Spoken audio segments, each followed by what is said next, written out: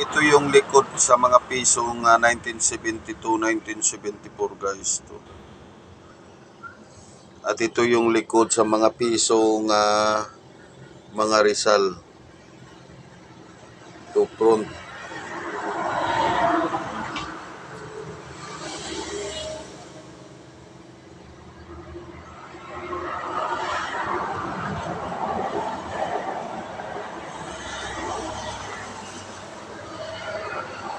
At ito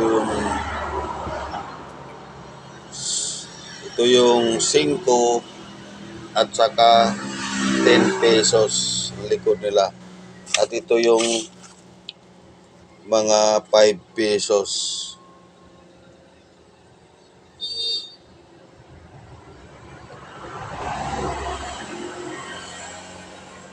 At ito guys, marami pang mga dollars dito guys. Ito, katulad nito. Ito guys, marami pa dito. At ito lahatin ko na ito. Ang daming nakaano. Iba't ibang coins to guys. Iba't ibang coins. Inano ko na lang oh. May iba't iba sa iba't ibang lugar ito. May Australia, Canada at ito pa guys. Ito. Mga different coins.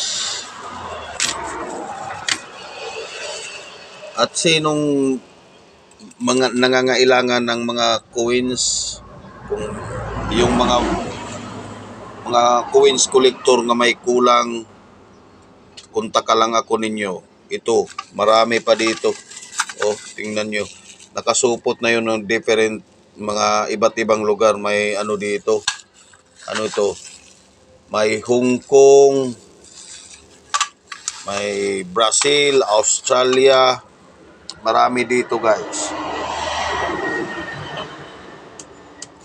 Ito guys, mga different coins ito guys ito, mga centavo, 1 centavo, 1944, 1945, sobrang dami nito guys.